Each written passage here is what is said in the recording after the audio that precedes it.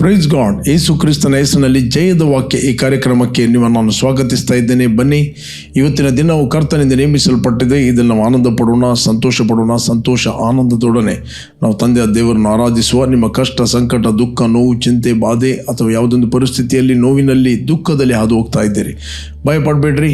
ಬನ್ನಿ, ನಾವು ಒಟ್ಟಾಗಿ ತಂದೆಯ ದೇವರನ್ನು ಆರಾಧಿಸುವ. ಮತ್ತೆ ನಾವು ದೇವರ ವಾಕ್ಯವನ್ನು ಧ್ಯಾನ ಮಾಡುವ. Praise God. ಬನ್ನಿರಿ ಪ್ರಿಯರೇ, ಈ ಮುಂಜಾನೆ ವೇಳೆಯಲ್ಲಿ ನಾವು ಆತನನ್ನು ಆರಾಧಿಸುವ. ದೇವರ ವಾಕ್ಯ ಹೇಳ್ತದೆ, ನಂಬುವರ ಹೊಟ್ಟೆ ಒಳಗಿಂದ ಜೀವಕರವಾದ ನೀರಿನ ಹೊಳೆಗಳು ಹರಿಯುವುದು ಎಂಬುದಾಗಿ. ನಾವು ಹಾಗೆಯೇ ಕರ್ತನನ್ನು ಆರಾಧಿಸುವ.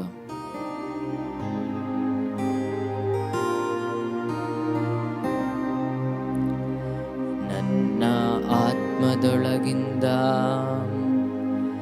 ಜೀವಕರವಾದ ನೀರಿನ ಹೊಳೆಗಳು ಹರಿಯುವುದು.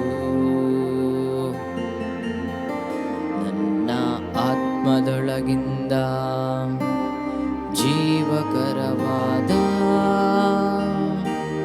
ನೀರಿನ ಹೊಳೆಗಳು ಹರಿಯುವುದು. ಲಾ ಲಾ ಲಾ ಲಾ ಲಾ ಲಾ ಜೀವಕರವಾದ ಹೊಳೆಗಳು ಹರಿಯುವುದು.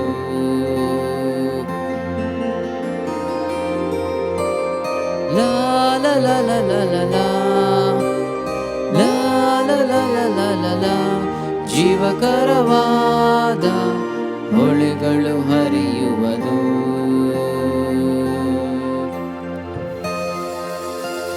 ಆತ್ಮದಿಂದ ಆತ್ಮಕ್ಕೆ, ನನ್ನಿಂದ ಲೋಕಕ್ಕೆ ಜೀವಕರವಾದ ಹೊಳೆಗಳು ಹರಿಯುವುದು. ಆತ್ಮದಿಂದ ಆತ್ಮಕ್ಕೆ, ನನ್ನಿಂದ ಲೋಕಕ್ಕೆ ಜೀವಕರವಾದ ಹೊಳೆಗಳು ಹರಿಯುವುದು. ಪ್ರಕಾಶಿಸುವೆ, ನಿನ್ನ ಪ್ರಕಟಿಸುವೆ, ನಡೆಸೆನ್ನನು ಪವಿತ್ರಾತ್ಮರೇ. ಪ್ರಕಾಶಿಸುವೆ, ನಿನ್ನ ಪ್ರಕಟಿಸುವೆ, ನಡೆಸೆನ್ನನು ಪವಿತ್ರಾತ್ಮನೇ.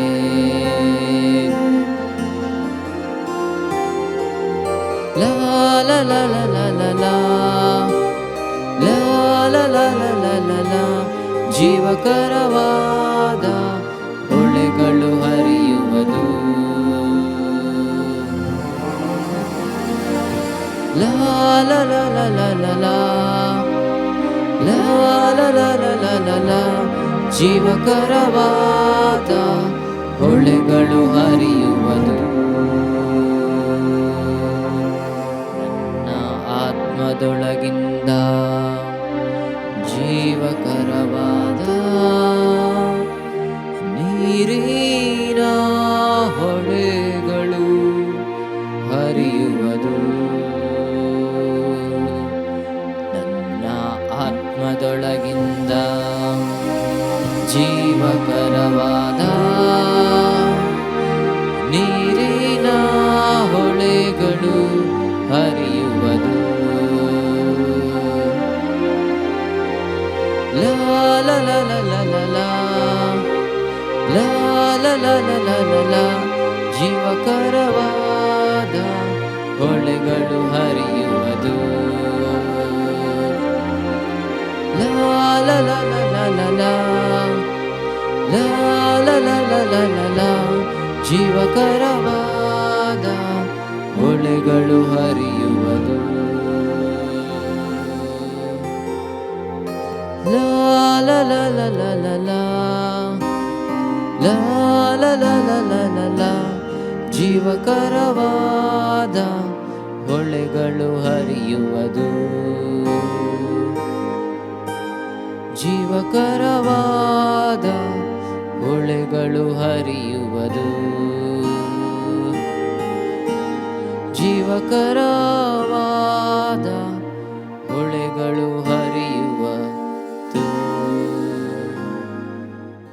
ದೇವರ ನಾಮಕ್ಕೆ ಸ್ತೋತ್ರವಾಗಲಿ. ಇವತ್ತು ನಾವು ಧ್ಯಾನಕ್ಕೆ ತೆಗೆದುಕೊಂಡಂತಹ ದೇವರ ವಾಕ್ಯದ ಭಾಗ ಜ್ಞಾನೋಕ್ತಿ 3ನೇ ಅಧ್ಯಾಯ 16-17 ವಚನ. ಜ್ಞಾನ ಎಂಬಾಕೆಯ ಬಲಗೈಯಲ್ಲಿ ದೀರ್ಘಾಯುಷ್ಯವು, ಎಡಗೈಯಲ್ಲಿ ಧನವು ಘನತೆಯು ಉಂಟು. ಆಕೆಯ ದಾರಿಗಳು ಸುಖಕರವಾಗಿವೆ, ಆಕೆಯ ಮಾರ್ಗಗಳೆಲ್ಲ ಸಮಾಧಾನವೇ. 18ನೇ ವಚನವಿದೆ, ಜ್ಞಾನವು ತನ್ನನ್ನು ಹಿಡಿದುಕೊಳ್ಳುವವರಿಗೆ ಜೀವದ ಮರವಾಗಿದೆ, ಅದನ್ನು ಅವಲಂಬಿಸುವ ಪ್ರತಿಯೊಬ್ಬನು ಧನ್ಯನು. Praise God. ಇಲ್ಲಿ ದೇವರ ವಾಕ್ಯ, ಜ್ಞಾನ ಎಂಬಾಕೆಯ ಬಲಗೈಯಲ್ಲಿ ದೀರ್ಘಾಯುಷ್ಯ, ಎಡಗೈಯಲ್ಲಿ ಧನ ಘನತೆಗಳು ಉಂಟು. ಧನ ಘನತೆ, ಹಾನರ್ ಉಂಟು. ಕ್ರಿಸ್ತನಲ್ಲಿ ಈ ವಾಕ್ಯ ಸಭೆಯ ಕುರಿತಾಗಿ ಬರೆಯಲ್ಪಟ್ಟಿದೆ. ಕ್ರಿಸ್ತನಲ್ಲಿ ಸಭೆ ಅದು ಜ್ಞಾನವಾಗಿದೆ. It is in the church. ಅದರರ್ಥ ಸಭೆಯಲ್ಲಿ ದೀರ್ಘಾಯುಷ್ಯ ಇದೆ, ಸಭೆಯಲ್ಲಿ ಧನ ಘನತೆಗಳಿವೆ. Praise God. ಆಕೆಯ ದಾರಿಗಳು ಸುಖಕರವಾಗಿವೆ, ಆಕೆಯ ಮಾರ್ಗಗಳೆಲ್ಲ ಸಮಾಧಾನವಿದೆ. ಇವತ್ತು ನಾವು ನೋಡ್ತೇವೆ ಈ ರಿಲಿಜಿಯಸ್ ಟೀಚಿಂಗ್ ಏನು ಮಾಡುತ್ತೆ ಅಂತ ಹೇಳಿದರೆ, ಬಡತನ ಮತ್ತು ಕೊರತೆ, ಮರಣದ ಬಗ್ಗೆ ಮಾತಾಡ್ತದೆ.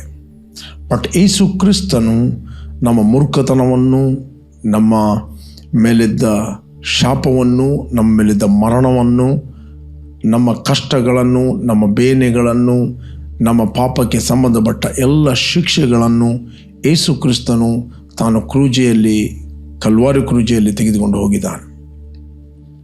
Praise God. ಕಲ್ವಾರಿ ಕ್ರೂಜೆಯಲ್ಲಿ ಹೊತ್ತುಕೊಂಡು ಹೋಗಿದ್ದಾನೆ. ಇವತ್ತು ನಮ್ಮ ಮೇಲಿದ್ದ ಅಜ್ಞಾನ, ನಮ್ಮ ಮೇಲಿದ್ದ ಬಡತನ, ನಮ್ಮ ಮೇಲಿದ್ದ ಶಾಪ, ನಮ್ಮ ಮೇಲಿದ್ದ ಎಲ್ಲ ಜಡ್ಜ್ಮೆಂಟ್ ಅನ್ನು ಯೇಸು ಕ್ರಿಸ್ತನು ತಾನು ತನ್ನ ದೇಹದ ಮೇಲೆ ಹೊತ್ತುಕೊಂಡು ಹೋಗಿದ್ದಾನೆ. Praise God. ಇವತ್ತು ಸಭೆಯಲ್ಲಿ ಜ್ಞಾನವಿದೆ, ಸಭೆಯೇ ಜ್ಞಾನವಾಗಿದೆ. Praise God. ಸಭೆಯಲ್ಲಿ ಜ್ಞಾನ ವಿವೇಕಗಳಿವೆ. Who is the church? Born again ಆದ ಪ್ರತಿಯೊಬ್ಬ ವ್ಯಕ್ತಿ ಆತನು ಸಭೆಯಾಗಿದ್ದಾನೆ. ನಾವು ನೋಡ್ತೇವೆ, ಸಭೆಯು ಆತನ ದೇಹ ಅಂತ ಅಪೊಸ್ತಲ ಪೌಲ ಹೇಳ್ತಾನೆ. Church is his body. ಸಭೆಯು ಆತನ ದೇಹವಾಗಿದೆ. ಈ ವಚನವನ್ನು ನಾನು ನಿಮಗೋಸ್ಕರ ಓದ್ತೇನೆ. ಎಫೆಸರಿಗೆ ಬರೆದ ಪತ್ರಿಕೆ, ಎಫೆಸರಿಗೆ ಬರೆದ 1ನೇ ಅಧ್ಯಾಯ 23ನೇ ವಚನ ಇದೆ, ಸಭೆಯು ಆತನ ದೇಹವಾಗಿದೆ, ಎಲ್ಲವನ್ನು ಎಲ್ಲ ಸಂಬಂಧದಲ್ಲಿ ವ್ಯಾಪಿಸುವ ಆತನಿಂದ ಅದು ಪರಿಪೂರ್ಣತೆಯುಳ್ಳದಾಗಿದೆ. ಸಭೆಯು ಆತನ ದೇಹ. Church is his body. Who is the church? ಯೇಸುವನ್ನು ರಕ್ಷಕನು ಒಡೆಯನೆಂದು ಅಂಗೀಕಾರ ಮಾಡಿದ ನಾವೆಲ್ಲರೂ ಸಭೆಯಾಗಿದ್ದೇವೆ. ಓಕೆ, ಸಭೆ. We are the body of Christ. ಸಭೆ ಅಂತ ಹೇಳಿದರೆ ಆರ್ಕಿಟೆಕ್ಚರ್, ಕನ್ಸ್ಟ್ರಕ್ಷನ್, ಬಿಲ್ಡಿಂಗ್ ಅಲ್ಲ. ಚರ್ಚ್ ಅಂತ ಹೇಳಿದರೆ ಅದು ಆರಾಧನೆ ಮಾಡಲಿಕ್ಕೆ ಇರುವಂಥ ಜನರೆಲ್ಲರೂ ಒಟ್ಟಾಗಿ ಸೇರಿ ಬರಲು ಇರುವಂಥ ಆರಾಧನೆಯ ಸ್ಥಳ, ವರ್ಷಿಪ್ ಸೆಂಟರ್. ಮತ್ತು ದೇವರು ಆ ಕಟ್ಟಡದಲ್ಲಿ, ಹೊಸ ಒಡಂಬಡಿಕೆಯಲ್ಲಿ ವಾಸ ಮಾಡೋದಿಲ್ಲ. ಆತನು ಯಾವುದೇ ಕಟ್ಟಡದಲ್ಲಿ ಆತನು ವಾಸ ಮಾಡೋದಿಲ್ಲ. ಆತನು ವಾಸ ಮಾಡುವಂಥದ್ದು ನಿನ್ನಲ್ಲಿ ಮತ್ತು ನನ್ನಲ್ಲಿ. ಬೈಬಲ್ ಹೇಳುತ್ತೆ, ಯೇಸುವನ್ನು ರಕ್ಷಕನು ಒಡೆಯನೆಂದು ಅಂಗೀಕಾರ ಮಾಡಿದ ಪ್ರತಿಯೊಬ್ಬ ವ್ಯಕ್ತಿ ಆತನು ಜೀವಂತ ಕಲ್ಲಾಗಿದ್ದಾನೆ. This is revelation knowledge. ನೀನು ಆಂತರ್ಯದಲ್ಲಿ ಯಾರಾಗಿದ್ದಿ, ಕ್ರಿಸ್ತನಲ್ಲಿ ಯಾರಾಗಿದ್ದಿ ಎಂಬಂಥದ್ದು ಜ್ಞಾನ. Praise God. ಈ ಜ್ಞಾನ ನಿನಗೆ ಏನು ಮಾಡುತ್ತೆ ಅಂತ ಹೇಳಿದರೆ, ದೀರ್ಘಾಯುಷ್ಯನ್ನು, ಸಮೃದ್ಧಿಯನ್ನು ಕೊಟ್ಟು ಬಿಡ್ತದೆ. Praise God. ಸಭೆ ಪ್ರಕಟಣೆಯ ಜ್ಞಾನದ ಮೇಲೆ ನಿಂತಿದೆ. ಸಭೆಗೆ ಈ ಸತ್ಯಾಂಶಗಳು ಪ್ರಕಟವಾಗಬಾರದು ಸೈತಾನ ಪ್ರಯತ್ನ ಪಡಿಸ್ತಾನೆ, ಡಿಸೀವ್ ಮಾಡುತ್ತಾನೆ. ಬಟ್ ಸಭೆಯಲ್ಲಿ ದೀರ್ಘಾಯುಷ್ಯ ಇದೆ, ಸಭೆಯಲ್ಲಿ ಲೈಫ್ ಇದೆ, ಸಭೆಯಲ್ಲಿ ಜೀವ ಇದೆ, ಸಭೆಯಲ್ಲಿ ಆರೋಗ್ಯ ಇದೆ. ಕ್ರಿಸ್ತನಲ್ಲಿ ನಿಮ್ಮಲ್ಲಿ ಆರೋಗ್ಯ ಇದೆ. ನನ್ನ ಜನರು ನಾಶವಾಗ್ತಾ ಇದ್ದಾರೆ, ಯಾಕಂದರೆ ಜ್ಞಾನಹೀನರಾಗಿ. ನನ್ನ ಜನರು ನಾಶವಾಗ್ತಾ ಇದ್ದಾರೆ, ಹಾಳಾಗಿ ಹೋಗಿದ್ದಾರೆ, ನನ್ನ ಜ್ಞಾನವಿಲ್ಲದೆ. Praise God. ದ ಬೈಬಲ್ ಹೇಳ್ತದೆ, ನನ್ನ ಹೃದಯಕ್ಕೆ ಉಪ್ಪು ಕುರುಬ ನಾನು ನಿಮ್ಗೆ ಕೊಡ್ತೇನೆ, ಅವರು ನಿಮಗೆ ಜ್ಞಾನ ವಿವೇಕಗಳಿಂದ ಪೋಷಿಸುವರು. ಓಕೆ, ಇವತ್ತು ನಮಗೆ ಪೋಷಣೆ ಆಗಬೇಕು, ಜ್ಞಾನ ಮತ್ತು ವಿವೇಕದಿಂದ ಪೋಷಣೆ ಆಗಬೇಕು. Praise God. ಸಭೆ ಬೆಳೆಯುವಂಥದ್ದು ಜ್ಞಾನದಲ್ಲಿ, ದೇವಕುಮಾರನ ವಿಷಯವಾದ ಜ್ಞಾನದಲ್ಲಿ ಸಭೆ ಬೆಳೆಯುತ್ತದೆ. ಸಭೆ ಕೇವಲ ಬೆಳೆಯುವುದು ಕೇವಲ ಸಂಖ್ಯೆಯಲ್ಲಿ ಅಲ್ಲ, ಜ್ಞಾನ ವಿವೇಕದಲ್ಲಿ ಬೆಳೆಯುತ್ತದೆ. ಒಂದು ಸಂಖ್ಯೆ 1000 ಜನ ಇದ್ದರೆ ಆ ಸಭೆ ಜ್ಞಾನದಲ್ಲಿ ಬೆಳೆಯದಿದ್ದರೆ the church is in trouble. Okay, ಆ ಸಭೆ ಸಮಸ್ಯೆಯಲ್ಲಿರುತ್ತದೆ. ಆರೋಗ್ಯದ ಜ್ಞಾನ ಇಲ್ಲ ಅಂತ ಹೇಳಿದರೆ, ಅಭಿವೃದ್ಧಿಯ ಜ್ಞಾನ ಇಲ್ಲ ಅಂತ ಹೇಳಿದರೆ ಕೊರತೆ ರೂಲ್ ಮಾಡ್ತದೆ. ಆರೋಗ್ಯದ ಜ್ಞಾನ ಇಲ್ಲ ಅಂತ ಹೇಳಿದರೆ ರೋಗ ರೂಲ್ ಮಾಡ್ತದೆ. Praise God. ಬೈಬಲ್ ಇದೆ, ಜ್ಞಾನ ಎಂಬಾಕೆಯ ಬಲಗೈಯಲ್ಲಿ ದೀರ್ಘಾಯುಷ್ಯ ಇದೆ, ಎಡಗೈಯಲ್ಲಿ ಧನ ಮತ್ತು ಘನತೆಗಳಿವೆ. ಘನತೆ ಅಂದರೆ ಹಾನರ್, ಧನ ಅಂತ ಹೇಳಿದರೆ ಐಶ್ವರ್ಯ ಇದೆ. ಆಕೆಯ ಮಾರ್ಗಗಳು ಸುಖಕರವಾಗಿದೆ. ಮಾರ್ಗಗಳಲ್ಲಿ ಕಲ್ಲು ಮುಳ್ಳುಗಳು ಇರುವುದಿಲ್ಲ. ಬೈಬಲ್ ಹೇಳ್ತದೆ, ವಕ್ರ ಬುದ್ಧಿ ಉಳ್ಳವನ ಮಾರ್ಗದಲ್ಲಿ ಕಲ್ಲುಗಳು ಮುಳ್ಳುಗಳು ಇದ್ದೇ ಇರುವಂಥ ವಾಕ್ಯ ಇರ್ತದೆ. ಬಟ್ ಜ್ಞಾನ ಎಂಬಾಕೆಯ ಮಾರ್ಗದಲ್ಲಿ ಸಮಾಧಾನ ಇದೆ, ಸುಖ ಇದೆ ಅಂತ ದೇವರ ವಾಕ್ಯ ಹೇಳ್ತದೆ. ಪ್ರೇರೆ, ಆದ್ದರಿಂದ ಕ್ರಿಸ್ತನಲ್ಲಿ ನೀವು ಯಾರಾಗಿದ್ದೀರಿ, ನಿಮಗೆ ಏನು ಕೊಡಲ್ಪಟ್ಟಿದೆ, ನೀವು ಏನು ಮಾಡಲು ಶಕ್ತರು ಎಂಬ ಈ ಜ್ಞಾನ ನಿಮ್ಮ ಹೃದಯದಲ್ಲಿ ಯಾವಾಗಲೂ ವಾಸ ಮಾಡಲಿ. ಕೊಲೇಷನ್ಸ್ 3:16 ಇರ್ತದೆ. ಕೊಲೇಷ್ಯರಿಗೆ ಬರೆದ 3ನೇ ಅಧ್ಯಾಯ 16ನೇ ವಚನ ದೇವರ ವಾಕ್ಯ ಹೇಳ್ತದೆ, ಕ್ರಿಸ್ತನ ವಾಕ್ಯವು ನಿಮ್ಮಲ್ಲಿ ಸಮೃದ್ಧಿಯಾಗಿ ವಾಸಿಸಲಿ, ಸಕಲ ಜ್ಞಾನದಿಂದ ಕೂಡಿದವರಾಗಿ ಒಬ್ಬರಿಗೊಬ್ಬರು ಉಪದೇಶ ಮಾಡಿಕೊಳ್ಳಿರಿ, ಬುದ್ಧಿ ಹೇಳ್ರಿ, ಕರ್ತನ ಕೃಪೆಯನ್ನು ನೆನೆಸಿಕೊಳ್ಳುವರಾಗಿ ಕೀರ್ತನೆಗಳಿಂದಲೂ ಸಂಗೀತಗಳಿಂದಲೂ ಆತ್ಮ ಸಂಬಂಧವಾದ ಹಾಡುಗಳಿಂದಲೂ ನಿಮ್ಮ ಹೃದಯಗಳಲ್ಲಿ ದೇವರಿಗೆ ಗಾನ ಮಾಡಿರಿ. ಇಲ್ಲಿ ವಾಕ್ಯ ಹೇಳಿದೆ, ಕ್ರಿಸ್ತನ ವಾಕ್ಯವು ನಿಮ್ಮಲ್ಲಿ ಸಮೃದ್ಧಿಯಾಗಿ ವಾಸಿಸಲಿ, ಸಕಲ ಜ್ಞಾನ ಅಂದರೆ ಆಲ್ ಸ್ಪಿರಿಚುವಲ್ ನಾಲೆಜ್, ಸಕಲ ಜ್ಞಾನದಿಂದ ಕೂಡಿದವರಾಗಿ ಒಬ್ಬರಿಗೊಬ್ಬರು ಉಪದೇಶ ಮಾಡಿರಿ, ಬುದ್ಧಿ ಹೇಳ್ರಿ. ಓಕೆ, ಯಾವುದೇ ಕೆಮಿಸ್ಟ್ರಿ, ಬಯೋಲಾಜಿಕಲ್ ಆ ನಾಲೆಜ್ ಅಲ್ಲ, ಇಂಜಿನಿಯರಿಂಗ್ ಜ್ಞಾನ ಅಲ್ಲ, ಕ್ರಿಸ್ತನ ವಿಷಯವಾದ ಜ್ಞಾನ. ಕ್ರಿಸ್ತನಲ್ಲಿ ನೀವು ಯಾರಾಗಿದ್ದೀರಿ, ಕರ್ತನ ಸಂಸರ್ಗದಲ್ಲಿ ಕ್ರಿಸ್ತನಲ್ಲಿ ನೀವು ಒಂದು ಆತ್ಮವಾಗಿದ್ದೀರಿ, ಕ್ರಿಸ್ತನಲ್ಲಿ ನೀವು ಕ್ರಿಸ್ತನ ದೇಹವಾಗಿದ್ದೀರಿ, ನೀವು ಪರಸ್ಪರ ಒಬ್ಬರಿಗೊಬ್ಬರು ಅಂಗವಾಗಿದ್ದೀರಿ, ಕ್ರಿಸ್ತನಲ್ಲಿ ನೀವು ಸಕಲ ರಾಜ್ಯತ್ವ ಅಧಿಕಾರ ದೊರೆತನಗಳ ಮೇಲೆ ನೀವು ಕ್ರಿಸ್ತನೊಡನೆ ಎದ್ದು ಬಂದಿದ್ದೀರಿ, ಕ್ರಿಸ್ತನಲ್ಲಿ ದೇವರನ್ನು ಪುತ್ರರಾಗಿದ್ದೀರಿ, ಕ್ರಿಸ್ತನಲ್ಲಿ ಪರಲೋಕದ ರಾಯಭಾರಿಗಳಾಗಿದ್ದೀರಿ. ಈ ಜ್ಞಾನ, ಈ ನಾಲೆಜ್, ಈ ಪ್ರಕಟಣೆ ಏನು ಮಾಡುತ್ತಂತ ಹೇಳಿದರೆ ಎಲ್ಲ ಲಿಮಿಟೇಷನ್ಗಳನ್ನು ತೆಗೆದುಬಿಡುತ್ತದೆ, ರೋಗವನ್ನು ಓಡಿಸಿಬಿಡ್ತದೆ, ಮರಣವನ್ನು ಓಡಿಸಿಬಿಡ್ತದೆ. Praise God. Sickness is the process of death. Okay, sickness is the process of death. ರೋಗ ಎಂಬುದು ಅದು ಮರಣದ ಪ್ರಕ್ರಿಯೆ ಆಗಿದೆ. ಕೊರತೆ ಎಂಬುವಂಥದ್ದು ಅದು ಕೂಡ ದುರಾತ್ಮನ ಕೆಲಸವಾಗಿದೆ. ಓಕೆ, ಮನುಷ್ಯನು ಅಭಿವೃದ್ಧಿ ಆಗಬಾರದು, ಮನುಷ್ಯನು ಸುಖದಲ್ಲಿ ಇರಬಾರದು, ನಾವು ಯಾವಾಗಲೂ ಕಷ್ಟದಲ್ಲಿರಬೇಕು. ಓಕೆ, ಸೈತಾನನು ಸುಳ್ಳಾದ ಜ್ಞಾನವನ್ನು ಹಾಕುತ್ತಾನೆ. ಓಕೆ, ನೀವು ಯಾವಾಗಲೂ ಕಷ್ಟದಲ್ಲಿರಬೇಕು, ಯಾವಾಗ ಸಂಕಟದಲ್ಲಿರಬೇಕು. ಕಷ್ಟದಲ್ಲಿರುವ ವ್ಯಕ್ತಿಗಳು ದೇವರಿಗೆ ಪ್ರಿಯರಾಗಿದ್ದಾರೆ. ನೀವು ಕಷ್ಟದಲ್ಲಿ ಇದ್ದಾಗ ದೇವರನ್ನು ಮೆಚ್ಚಿಸ್ತೀರಿ, ನೀವು ರೋಗಿಗಳಾಗಿದ್ದಾಗ ದೇವರಿಗೆ ಪ್ರಿಯರಾಗಿದ್ದೀರಿ, ನೀವು ರೋಗಿಗಳಾಗಿದ್ದಾಗ ದೇವರು ನಿಮ್ಮನ್ನು ಹೆಚ್ಚಾಗಿ ಪ್ರೀತಿಸ್ತಾನೆ, ನೀವು ಮೆಚ್ಚುಗೆಯಾದವರಾಗುತ್ತೀರಿ. ಆತ ರೋಗಿಗಳನ್ನು ಪ್ರೀತಿಸ್ತಾನೋ, ದೇವರು ಎಲ್ಲರನ್ನು ಪ್ರೀತಿಸ್ತಾನೆ, ದೇವರು ಪಾಪಿಗಳನ್ನು ಪ್ರೀತಿಸ್ತಾನೆ, ದೇವರು ಎಲ್ಲರನ್ನು ಪ್ರೀತಿ ಮಾಡಿದ್ದಾನೆ. ದೇವರ ಪ್ರೀತಿಗೆ ಯಾವುದೇ ಒಂದು ಲಿಮಿಟೇಷನ್ ಇಲ್ಲ, ದೇವರ ಪ್ರೀತಿಗೆ ಯಾವುದೊಂದು ಅಳತೆ ಇಲ್ಲ, ದೇವರ ಪ್ರೀತಿಗೆ ಪಕ್ಷಪಾತ ಇಲ್ಲ, ದೇವರ ಪ್ರೀತಿಗೆ ಯಾವ ಪ್ರಶ್ನೆ ಇಲ್ಲ, ದೇವರ ಪ್ರೀತಿಯಲ್ಲಿ ಯಾವುದೇ ತಾರತಮ್ಯ ಇಲ್ಲ. ದೇವರು ಎಲ್ಲರನ್ನು ಒಂದೇ ರೀತಿ ಪ್ರೀತಿ ಮಾಡುತ್ತದೆ. ಇವತ್ತು ದೇವರು ತನ್ನ ಜ್ಞಾನವನ್ನು ನಮಗೆ ಕೊಟ್ಟಿದ್ದಾನೆ. ಈ ಜ್ಞಾನದಿಂದ ದೇವರ ಜೀವವು ನಮ್ಮ ಮೂಲಕ ಮ್ಯಾನಿಫೆಸ್ಟ್ ಆಗ್ತದೆ. ನಾನು ನಿಮ್ಗೆ ಎನ್ಕರೇಜ್ ಮಾಡ್ತೇನೆ, ಪ್ರಕಟಣಾ ಜ್ಞಾನವನ್ನು ಹೊಂದಿಕೊಳ್ಳಿರಿ, ಪ್ರಕಟಣಾ ಜ್ಞಾನವನ್ನು ಹೊಂದಿಕೊಳ್ಳಿರಿ. ಈ ಪ್ರಕಟಣಾ ಜ್ಞಾನ ನಮಗೇನು ಮಾಡುತ್ತೆ, ಅಜ್ಞಾನಗಳಿಂದ ಬಿಡುಗಡೆ ಮಾಡುತ್ತದೆ. ಇವತ್ತು ನಮಗೆ ಡೆಲಿವರೆನ್ಸ್ ಆಗಬೇಕು ಅಜ್ಞಾನದಿಂದ, ದುರಾತ್ಮಗಳಿಂದಲ್ಲ, ಶಾಪಗಳಿಂದಲ್ಲ. ಬೋರ್ನಗೇನಾದ ವ್ಯಕ್ತಿಗೆ ದುರಾತ್ಮಗಳಿಂದಲ್ಲ, ಶಾಪಗಳಿಂದಲ್ಲ ಅಥವಾ ಮರಣದಿಂದ ಅಲ್ಲ, ಅವರಿಗೆ ಬಿಡುಗಡೆ ಆಗಬೇಕು ಅಜ್ಞಾನದಿಂದ. ಓಕೆ, ಯಾವಾಗ ದೇವರ ವಿಷಯವಾದ ಜ್ಞಾನ ನಿಮ್ಮಲ್ಲಿ ಪ್ರಕಟವಾಗುತ್ತದೆ, ಅಲ್ಲಿ ನಿಮ್ಮಲ್ಲಿ ಬೆಳಕಿರುತ್ತದೆ. This a light. ವೇದ ಅಂತ ಹೇಳಿದರೆ ಜ್ಞಾನ, ಜ್ಞಾನ ಅಂತ ಹೇಳಿದರೆ ಬೆಳಕು. ಓಕೆ, ಸತ್ಯವೇದ ಅಂತ ನಾವು ಹೇಳ್ತೀವಲ್ವ. ವೇದ ಅಂತ ಹೇಳಿದರೆ ಜ್ಞಾನ, ಜ್ಞಾನ ಅಂತ ಹೇಳಿದರೆ ಬೆಳಕು, ಬೆಳಕಿನ ಜ್ಞಾನ. ಎಲ್ಲ ಮನುಷ್ಯರು ಸತ್ಯದ ಜ್ಞಾನಕ್ಕೆ, ಎಲ್ಲ ಮನುಷ್ಯರು ರಕ್ಷಣೆ ಹೊಂದಿ ಸತ್ಯದ ಜ್ಞಾನಕ್ಕೆ ಸೇರಬೇಕೆಂಬುದು ದೇವರ ಚಿತ್ತ. ಓಕೆ, 2ನೇ ಅಧ್ಯಾಯ 4ನೇ ವಚನ, 1 ಕೊರಿಂಥಿಯನ್ ನಾವು ನೋಡುತ್ತೇವೆ. ಇದು ದೇವರ ಚಿತ್ತ ಏನು? ಎಲ್ಲ ಮನುಷ್ಯರು ರಕ್ಷಣೆ ಹೊಂದಬೇಕಲ್ಲ, ರಕ್ಷಣೆಯನ್ನು ಹೊಂದಿ ಸತ್ಯದ ಜ್ಞಾನಕ್ಕೆ ಸೇರಬೇಕೆಂಬುದು ದೇವರ ಚಿತ್ತ.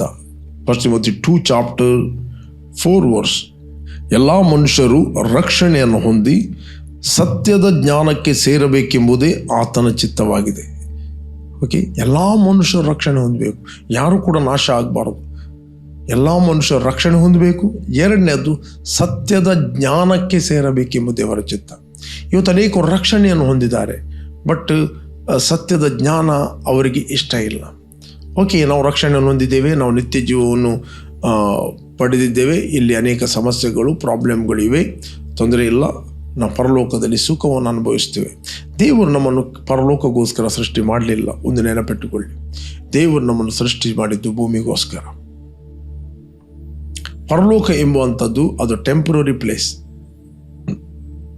ಸತ್ಯವೇದದಲ್ಲಿ ಓದಿದರೆ ನಿಮಗೆ ಸಿಗ್ತದೆ. ಪರಲೋಕ ಎಂಬುವಂಥದ್ದು ಅದು ಟೆಂಪ್ರರಿ ಸ್ಥಳ. 2ನೇ ಬರೋಣದಲ್ಲಿ ನಾವು ನೋಡ್ತೇವೆ, ಅಲ್ಲಿ ರಹಸ್ಯ ಬರೋಣ ಇದೆ. ರಹಸ್ಯ ಬರೋಣದಲ್ಲಿ 7 ವರ್ಷ ನಾವು ಪರಲೋಕದಲ್ಲಿ ಇರ್ತೇವೆ, ಅದು ಚರ್ಚ್. ಓಕೆ, 7 ವರ್ಷ ನಾವು ಪರಲೋಕದಲ್ಲಿ ಇರ್ತೇವೆ. ಮತ್ತು ಆಫ್ಟರ್ 7 years, 7 ವರ್ಷದ ನಂತರ ನಾವು ಕ್ರಿಸ್ತನೊಡನೆ ನಾವು ಇದೇ ಭೂಮಿಗೆ ನಾವು ಬರುತ್ತೇವೆ. ಕ್ರಿಸ್ತನೊಡನೆ ನಾವು 1000 ವರ್ಷ ಈ ಭೂಮಿಯಲ್ಲಿ ನಾವು ಆಳ್ತೇವೆ. ಕ್ರಿಸ್ತನೊಡನೆ ನಾವು ಆಳ್ತೇವೆ. ಕ್ರಿಸ್ತನು ಯೆರೂಸಲೇಮಿನಲ್ಲಿ ತನ್ನ ಕಿಂಗ್ಡಮನ್ನು ಸೆಟಪ್ ಮಾಡುತ್ತಾನೆ, ನಾವು ನೋಡ್ತೇವೆ, according to the Bible. Okay, ಬೈಬಲ್ದಲ್ಲಿ ಆತನ ಪರಿವಾರದೊಡನೆ ಆತನು ಬರುತ್ತಾನೆ. ಆತನು ಬರುವಾಗ ಒಬ್ಬನು ಬರುವುದಿಲ್ಲ. ಯಾರೆಲ್ಲ ಸೈಂಟ್ಗಳು, ಯಾರೆಲ್ಲ ದೇವ ಭಕ್ತರು ಕ್ರಿಸ್ತನಲ್ಲಿ ಇದ್ದುಕೊಂಡು ಪರಲೋಕಕ್ಕೆ ಹೋಗಿದ್ದಾರೋ ಆತನು ಅವನ್ನೆಲ್ಲರೂ ಕರ್ಕೊಂಡು ಬರುತ್ತಾನೆ. 1000 ವರ್ಷ ನಾವು ಇಲ್ಲಿ ಆಳುತ್ತೇವೆ. 1000 ವರ್ಷ ಸೈತಾನಿಗೆ ಕಟ್ಟಿ ಹಾಕಲ್ಪಡ್ತಾನೆ. ಈ ಬೇಕಾದರೆ ನಾವು ಓದಿದರೆ ನಮಗೆ ಸಿಗ್ತದೆ. ಪ್ರಕಟಣೆ ಗ್ರಂಥ 20ನೇ ಅಧ್ಯಾಯ, ಪ್ರಕಟಣೆ ಗ್ರಂಥ 20ನೇ ಅಧ್ಯಾಯದಲ್ಲಿ ಓದಿದರೆ ನಮಗೆ ಸಿಗ್ತದೆ. ಆಗ ಒಬ್ಬ ದೇವದೂತನು ಅಧೋಲೋಕದ ಬೀಗದ ಕೈಯನ್ನು, ದೊಡ್ಡ ಸರಪಣಿಯನ್ನು ಕೈಯಲ್ಲಿ ಹಿಡಿದುಕೊಂಡು ಪರಲೋಕದಿಂದ ಇಳಿದು ಬರುವುದನ್ನು ಕಂಡೆನು. ಅವನು ಪಿಶಾಚನು ಸೈತಾನು ಆಗಿರುವ ಪುರಾತನ ಘಟಸರ್ಪನನ್ನು ಹಿಡಿದು 1000 ವರ್ಷ ಬಂಧನದಲ್ಲಿಟ್ಟನು. ಆ 1000 ವರ್ಷ ತೀರುವ ತನಕ ಸೈತಾನು ಇನ್ನು ಜನಗಳನ್ನು ಮರಳುಗೊಳಿಸದ ಹಾಗೆ ದೇವದೂತನು ಅವನನ್ನು ಅಧೋಲೋಕದಲ್ಲಿ ದೊಬ್ಬಿ ಬಾಗಿಲು ಮುಚ್ಚಿ ಅದಕ್ಕೆ ಮುದ್ರೆ ಹಾಕಿದನು. ಆ 1000 ವರ್ಷಗಳಾದ ಮೇಲೆ ಅವನಿಗೆ ಸ್ವಲ್ಪ ಕಾಲ ಬಿಡುಗಡೆ ಆಗಬೇಕು. 1000 years. ಆ 1000 years ನಂತರ, 1000 ವರ್ಷ ನಂತರ ಜಡ್ಜ್ಮೆಂಟ್ ಇರ್ತದೆ. ಸೈತಾನನು ಬೆಂಕಿ ಗಂಧಕಗಳು ಉರಿಯುವ ಕೆರೆಗೆ ದಬ್ಬಲ್ಪಡ್ತಾನೆ. ಇದು ಅವನ ಫ್ಯೂಚರ್. ಓಕೆ, ನೆಕ್ಸ್ಟ್ ನಾವು ನೋಡ್ತೇವೆ ಜಡ್ಜ್ಮೆಂಟ್. ಆ ನಂತರ ದೇವರು ನೂತನ ಭೂಮಿ ಆಕಾಶಗಳನ್ನು ಸೃಷ್ಟಿ ಮಾಡುತ್ತಾನೆ. ಯೆಶಾಯನ ಗ್ರಂಥದಲ್ಲಿದೆ, 2 ಪೀಟರಲ್ಲಿದೆ, ಅದೇ ರೀತಿ ಪ್ರಕಟಣೆ ಗ್ರಂಥದಲ್ಲಿ ಕೊನೆಯಲ್ಲಿ ನಾವು ನೋಡ್ತೇವೆ, ನೂತನ ಭೂಮಿ ಆಕಾಶಗಳನ್ನು ನಾನು ನೋಡಿದೆನು ಅಂತ. ಯೋಹಾನನಿಗೆ ದೇವರು ಮುಂದೆ ಏನು ಆಗ್ತದೆ ಅದೆಲ್ಲವನ್ನು ಆತನು ತೋರಿಸ್ತಾನೆ. ಪ್ರಿಯರೇ, ನಾವು ಆರೋಗ್ಯದಲ್ಲಿ ಜೀವಿಸುವಂಥದ್ದು ಈಗ. ರೋಗವನ್ನು ತರುವಂಥದ್ದು ದೇವರಲ್ಲ. ರೋಗವನ್ನು ತಂದು ಹಾಕುವವನು ಸೈತಾನ, ಕೊರತೆಯನ್ನು ತಂದು ಹಾಕುವವನು ಸೈತಾನ, ಡಿವಿಷನ್ಗಳು ತಂದು ಹಾಕುವವನು ಸೈತಾನ, ಮಿಸ್ಅಂಡರ್ಸ್ಟ್ಯಾಂಡಿಂಗ್ಗಳನ್ನು ತಂದು ಹಾಕುವವನು ಸೈತಾನ. ಓಕೆ, ವಾಕ್ಯವನ್ನು ಟ್ವಿಸ್ಟ್ ಮಾಡಿ ಪ್ರೆಸೆಂಟ್ ಮಾಡುವ ಆತನು ಸೈತಾನ.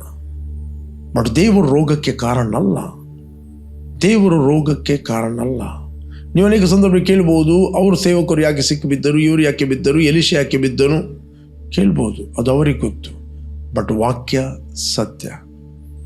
Praise God, the word is truth. ಆತ ನಮ್ಮ ಬೇನೆಗಳನ್ನು, ನಮ್ಮ ರೋಗಗಳನ್ನು ತಾನು ತನ್ನ ದೇಹದ ಮೇಲೆ ಹೊತ್ತುಕೊಂಡು ಹೋದನು. ಆತನ ಬಾಸುಂಡೆಗಳಿಂದ ನಮಗೆ ಗುಣ ಆಯಿತು. ದೇವರ ವಾಕ್ಯ ಸತ್ಯ. ಎಲ್ಲರೂ ರೋಗದಲ್ಲಿ ಬಿದ್ದರೂ ನೀನು ಆರೋಗ್ಯದಲ್ಲಿ ಜೀವಿಸಬಹುದು. ಎಲ್ಲರೂ ಕೊರತೆಯಲ್ಲಿ ಬಿದ್ದರೂ ನೀನು ಸಮೃದ್ಧಿಯಲ್ಲಿ ಜೀವಿಸಬಹುದು. ಎಲ್ಲರೂ ಫೇಲ್ ಆದರೂ ನೀನು ಸಫಲನಾಗಿ ಜೀವಿಸಬಹುದು if you give first place to the word of God. ನೀವು ದೇವರ ವಾಕ್ಯಕ್ಕೆ ಪ್ರಥಮ ಸ್ಥಾನವನ್ನು ಕೊಟ್ಟರೆ, ಪ್ರೈಸ್ ಗಾಡ್, ದೇವರ ವಾಕ್ಯವನ್ನು ನೀವು ಪ್ರೀತಿಸ್ತಾ ಇದ್ದರೆ, ನಾನು ಹೇಳ್ತೇನೆ, ನೀವು ಆರೋಗ್ಯದಲ್ಲಿ ಜೀವಿಸಬಹುದು. ಜ್ಞಾನ ಎಂಬಾಕೆಯ ಅಂದರೆ ಸಭೆಯಲ್ಲಿ ದೀರ್ಘಾಯುಷ್ಯ ಇದೆ, ಸಭೆಯಲ್ಲಿ ಧನಘನತೆಗಳಿವೆ. ಯಾಕೆ? ಅನೇಕರು ರೋಗದಲ್ಲಿ, ಅನೇಕರು ಕೊರತೆಯಲ್ಲಿ, ಸಾಲದಲ್ಲಿ, ಅನೇಕ ಕ್ರಿಸ್ತಿಯ ಜೀವಿತದಲ್ಲಿ ಕಲಿಬಿಲಿಗಳಲ್ಲಿ ಇದ್ದಾರೆ. ನಿದ್ರೆ ಮಾಡುವವನೇ ಏಳು, ನಿದ್ರೆ ಮಾಡುವವನೇ ಏಳು, ಸತ್ತವರನ್ನು ಬಿಟ್ಟು ಏಳು. ನಾವು ಬಾರ್ನಗೆನಾದವರು ಪ್ರಾಪಂಚಿಕರಾಗಿ ಜೀವಿಸುವುದಲ್ಲ. ಓಕೆ, ಲೋಕದವರಿಗೂ ಸಾಲ, ನಿನಗೂ ಸಾಲ, ಲೋಕದವ್ರಿಗೆ ಕೊರತೆ, ನಿನಗೂ ಕೊರತೆ, ಲೋಕದವರು ಗಂಡ ಹೆಂಡತಿ ಜಗಳ ಮಾಡ್ತಾರೆ, ನೀವು ಗಂಡ ಹೆಂಡತಿ ಜಗಳ ಮಾಡ್ತೀರಿ. ಇದು ಅಜ್ಞಾನವು ಕುಟುಂಬಗಳಲ್ಲಿ, ಸಭೆಗಳಲ್ಲಿ ರೂಲ್ ಮಾಡ್ತಾ ಇದೆ. ಅಜ್ಞಾನ. ಒಂದು ಮದುವೆಯ ಜೀವಿತ ಸಕ್ಸಸ್ಫುಲ್ ಆಗಬೇಕಂತ ಹೇಳಿದರೆ ಲೌಕಿಕ ಎಷ್ಟೇ ಜ್ಞಾನವನ್ನು ಕೊಡಿ, ಅದು ಸಫಲತೆಗೆ ನಡೆಸ್ತಿಲ್ಲ. ಬಟ್ ದೇವರ ವಾಕ್ಯದ ಜ್ಞಾನ, ಆ ಪ್ರಕಟಣೆ ನಿಮ್ಮ ಒಳಗಿಂದ ಪ್ರಕಟವಾದಾಗ ಅದು ನಿಮ್ಮನ್ನು ರಿಫ್ರೆಶ್ ಮಾಡ್ತದೆ, ನಿಮ್ಮ ಮದುವೆಯನ್ನು ರಿನ್ಯೂ ಮಾಡುತ್ತದೆ, ನಿಮ್ಮ ಮದುವೆಯಲ್ಲಿ ಅಂಡರ್ಸ್ಟ್ಯಾಂಡಿಂಗ್ ತರ್ತದೆ, ನಿಮ್ಮ ಮದುವೆಯಲ್ಲಿ ರೆಸ್ಟೋರೇಷನ್ ತರ್ತದೆ. ಇವತ್ತು ಅನೇಕ ಜನರು ಮದುವೆಯ ವಿಷಯವಾಗಿ ಜ್ಞಾನವಿಲ್ಲದಿರುವ ಕಾರಣ ಅನೇಕ ಡಿವೋರ್ಸ್ಗಳು ಆಗ್ತಾ ಇವೆ. ಓಕೆ, ಅವರು ಈ ವ್ಯಕ್ತಿಗಿಂತ ಬೆಟರ್ ವ್ಯಕ್ತಿ ನನಗೆ ಸಿಗ್ಬೋದು, ಈ ವ್ಯಕ್ತಿಯಿಂದ ನನಗೆ ಟಾರ್ಚರ್ ಆಗ್ತಾ ಇದೆ. ಅಫ್ಕೋರ್ಸ್ ಒಬ್ಬ ಜ್ಞಾನಿ ಮತ್ತು ಇನ್ನೊಬ್ಬ ಅಜ್ಞಾನಿ ಒಟ್ಟೊಟ್ಟಿಗೆ ನಡೀಲಿಕ್ಕೆ ಆಗೋದಿಲ್ಲ. ಜ್ಞಾನಿಯ ಒಡನಾಡಿ ಆತನು ಇನ್ನೂ ಜ್ಞಾನಿ ಆಗ್ತಾನೆ, ಜ್ಞಾನಹೀನನ ಒಡನಾಟವೇ ಸಂಕಟ. ಓಕೆ, ಇವತ್ತು ಯಾಕೆ ಅನೇಕ ಮದುವೆಗಳಲ್ಲಿ ಗಲಿಬಿಲಿ ಅಂತ ಹೇಳಿದರೆ, ದೇರ್ ಆರ್ ಟೂ ವಿಷನ್ಸ್. ಇಬ್ಬರು ಒಂದು ಉದ್ದೇಶದಲ್ಲಿ ದೇವರಿಗೋಸ್ಕರ ಜೀವಿಸುವಂಥದ್ದು ವೆರಿ ವೆರಿ ಇಂಪಾರ್ಟೆಂಟ್. ಓಕೆ, ಒಬ್ಬ ವ್ಯಕ್ತಿ ದೇವರಿಗೋಸ್ಕರ ಜೀವಿಸ್ತಾನೆ, ಒಬ್ಬ ವ್ಯಕ್ತಿ ಅರ್ಧ ಲೋಕ ಅರ್ಧ ದೇವರು ಬೇಕಂತ ಹೇಳಿದರೆ ಅವನು ತಣ್ಣಗೋಲ್ಲ ಬೆಚ್ಚಗೋಲ್ಲ, ಇದೆ ಡೇಂಜರ್ ಪರ್ಸನ್. ಒಬ್ಬ ಸ್ಪಿರಿಚುವಲ್ ವ್ಯಕ್ತಿ ಮತ್ತೊಬ್ಬ ಕಾರ್ನಲ್ ವ್ಯಕ್ತಿ ಒಟ್ಟಿಗೆ ನಡೆಯಲಿಕ್ಕೆ ಆಗೋದಿಲ್ಲ. ಗೊತ್ತು ಮಾಡದೆ ಇಬ್ಬರು ಜೊತೆಯಾಗಿ ನಡೆಯಬಹುದು. ಒಬ್ಬರು ದೇವರ ಉದ್ದೇಶದಲ್ಲಿ ನಡೆಯಲಿಕ್ಕೆ ಮನಸ್ಸೇ ಮಾಡೋದಿಲ್ಲ. ಓಕೆ, ಒಬ್ಬನು ದೇವರ ಉದ್ದೇಶದಲ್ಲಿ ನಡೆಯಲಿಕ್ಕೆ ಮನಸ್ಸು ಮಾಡಿದ್ದಾನೆ. ಪ್ರೇರೆ, ಅವರು ಇಬ್ಬರು ಒಟ್ಟಿಗೆ ನಡೆಯಲಿಕ್ಕೆ ಆಗುವುದಿಲ್ಲ. ಒಬ್ಬರು ಒಂದು ಉದ್ದೇಶ ಮಾಡುವಾಗ ಮತ್ತೊಬ್ಬನು ತಡೆಯುತ್ತಾನೆ. ಓಕೆ, ಒಟ್ಟಿಗೆ ನಡೆಯಲಿಕ್ಕೆ ಆಗುತ್ತೆ. They cannot walk in one vision. They cannot walk in one vision. ಅವರು ಒಂದು ದರ್ಶನದಲ್ಲಿ ನಡೆಯಲಿಕ್ಕೆ ಆಗುವುದಿಲ್ಲ. ಪ್ರೇರೆ, ನೀವು ಕ್ರಿಸ್ತನಲ್ಲಿ ಜ್ಞಾನಿಗಳಾಗಿದ್ದೆ, ನೀವು ಕ್ರಿಸ್ತನಲ್ಲಿ ಬುದ್ಧಿವಂತರಾಗಿದೆ. ಜ್ಞಾನವು ಸಭೆಯಲ್ಲಿದೆ, ಆರೋಗ್ಯವು ಸಭೆಯಲ್ಲಿದೆ, ದೀರ್ಘಾಯುಷ್ಯ ಸಭೆಯಲ್ಲಿದೆ, ಸುಖವು ಸಭೆಯಲ್ಲಿದೆ, ಸಮಾಧಾನವು ಸಭೆಯಲ್ಲಿದೆ, ಪ್ರೀತಿಯು ಸಭೆಯಲ್ಲಿದೆ. ಆ ಸಭೆಯ ಒಂದು ಜ್ಞಾನಗೋಸ್ಕರ ಅನೇಕರು ನಿಮ್ಮ ಹತ್ತಿರ ಬರುತ್ತಾರೆ. Praise God. ಪ್ರೇರೆ, ಯಾರು ನೀವು ಫಸ್ಟ್ ಟೈಮ್ ವೀಕ್ಷಿಸ್ತಾ ಇದ್ದೀರಿ, ಯೇಸುವನ್ನು ರಕ್ಷಕನ ಒಡೆಯನೆಂದು ನೀವು ಅಂಗೀಕಾರ ಮಾಡದಿದ್ದರೆ ಇದು ತಕ್ಕ ಸಮಯ. ನಿಮ್ಮ ಹೃದಯದಲ್ಲಿ ಯೇಸುವನ್ನು ಕರೆಯಿರಿ. ನಾನು ನಿಮಗೋಸ್ಕರ ಪ್ರಾರ್ಥನೆ ಮಾಡ್ತೇನೆ. I will lead you in prayer. ಭೂಮಿ ಆಕಾಶಗಳನ್ನು ಉಂಟು ಮಾಡಿದ ಸರ್ವಶಕ್ತನಾದ ತಂದೆ, ಯೇಸುವಿನ ನಾಮದಲ್ಲಿ ನಾವು ನಿನ್ನ ಸನ್ನಿಧಿಯಲ್ಲಿ ಇದ್ದೇವೆ. ಯೇಸುವೆ, ನೀನು ಸುರಿಸಿದ ರಕ್ತದ ಮೂಲಕ ನಮ್ಮ ಅಪರಾಧಗಳು ಪರಿಹಾರವಾಗಿ ನಮಗೆ ಬಿಡುಗಡೆ ಆಯಿತು. ನಾವು ಮರಣದಿಂದ ಪಾರಾಗಿ ಕ್ರಿಸ್ತನಲ್ಲಿ ಜೀವಕ್ಕೆ ಸೇರಿದ್ದೇವೆ. Thank you Lord, thank you Lord. ಜ್ಞಾನ ಎಂಬಾಕೆಯ ಬಲಗೈಯಲ್ಲಿ ದೀರ್ಘಾಯುಷ್ಯ. ಎಸ್ ಲಾರ್ಡ್, ನಾವು ಕ್ರಿಸ್ತನಲ್ಲಿ ದೀರ್ಘಾಯುಷ್ಯವನ್ನು ಹೊಂದಿದವರಾಗಿದ್ದೇವೆ. ಎಡಗೈಯಲ್ಲಿ ಘನತೆಗಳಿರುವೆ. Thank you Lord. We believe riches and honor, O God, in the name of Jesus. ನಮ್ಮ ಮಾರ್ಗಗಳು ಯೇಸು ನಾಮದಲ್ಲಿ ಸುಖಕರವಾಗಿದೆ. ನಮ್ಮ ಮಾರ್ಗಗಳನ್ನು ಸರಾಗ ಮಾಡಿದಾತನು ನೀನಾಗಿದೆ. Thank you Father. ತಂದೆ, ಎಲ್ಲ ಘನತೆಯನ್ನು ನಾವು ನಿನಗೆ ಸಲ್ಲಿಸ್ತೇವೆ ಯೇಸು ನಾಮದಲ್ಲಿ ತಂದೆ. Amen, amen, amen. ಓಕೆ, ಯಾರು ನೀವು ಬರ್ತ್ಡೇ ಮತ್ತು ವೆಡ್ಡಿಂಗ್ ಆನಿವರ್ಸರಿಯನ್ನು ಸೆಲೆಬ್ರೇಟ್ ಮಾಡ್ತಾ ಇದ್ದೀರಿ, ನಿಮಗೋಸ್ಕರ ನಾವು ಪ್ರಾರ್ಥನೆ ಮಾಡ್ತೇವೆ. Blessed happy birthday and blessed happy wedding anniversary. ತಂದೆ, ಯಾರು ಬರ್ತ್ಡೇ ಮತ್ತು ವೆಡ್ಡಿಂಗ್ ಆ್ಯನಿವರ್ಸರಿಯನ್ನು ಸೆಲೆಬ್ರೇಟ್ ಮಾಡ್ತಾ ಇದ್ದರು, ಇವರು ಫ್ರೂಟ್ಫುಲ್ ಆಗಲಿ, ಬ್ಲೆಸ್ ಆಗಲಿ, ಕೆಡುಕನ ಎಲ್ಲ ಕೈಗಳಿಂದ ಇವರನ್ನು ತಪ್ಪಿಸಿ ಕಾಪಾಡಬೇಕಾಗಿ ನಾನು ಪ್ರಾರ್ಥಿಸ್ತೇನೆ ಯೇಸು ನಾಮದಲ್ಲಿ ತಂದೆ. ಆಮೆನ್. Praise God. ಓಕೆ, ಜಯದ ವಾಕ್ಯ ಈ ಕಾರ್ಯಕ್ರಮವನ್ನು ಪ್ರತಿದಿನ ಬೆಳಿಗ್ಗೆ ಬಿಗ್ ಜೆ ಟಿವಿಯಲ್ಲಿ 7 ಗಂಟೆಯಿಂದ 7:30ಕ್ಕೆ ವೀಕ್ಷಿಸಿರಿ. 7:30ರಿಂದ 8 ಗಂಟೆ ಇದೇ ಕಾರ್ಯಕ್ರಮವನ್ನು ರಿಪೀಟ್ ಆಗಿ ನಮ್ಮ ಯೂಟ್ಯೂಬ್ ಚಾನಲಲ್ಲಿ ನೀವು ವೀಕ್ಷಿಸಬಹುದು. ನಮ್ಮ YouTube channel pastor Roshan Lobo word of victory church Udupi. ಸಂಜೆ ಫೇಸ್ಬುಕ್ ಮತ್ತು ಯೂಟ್ಯೂಬಲ್ಲಿ ವರ್ಡ್ ಆಫ್ ವಿಕ್ಟ್ರಿ 7:15 8 ಗಂಟೆ ನಾವು ಲೈವ್ ಮಾತಾಡ್ತಾ ಇದ್ದೇವೆ. ಅದೇ ರೀತಿ ಕೆಲವೊಮ್ಮೆ ನಾವು ಪ್ರೀಮಿಯರ್ ಹಾಕ್ಬೋದು. ಬಟ್ ಕಾಲೋಚಿತವಾದ ಮಾತು ದೇವರು ನಿಮಗೆ ಮಾತಾಡುತ್ತಾನೆ. ನೀವು ಕೇಳಿ, ಇನ್ನೊಬ್ಬರಿಗೂ ಶೇರ್ ಮಾಡಿ. You are bless. ಆಮೆನ್.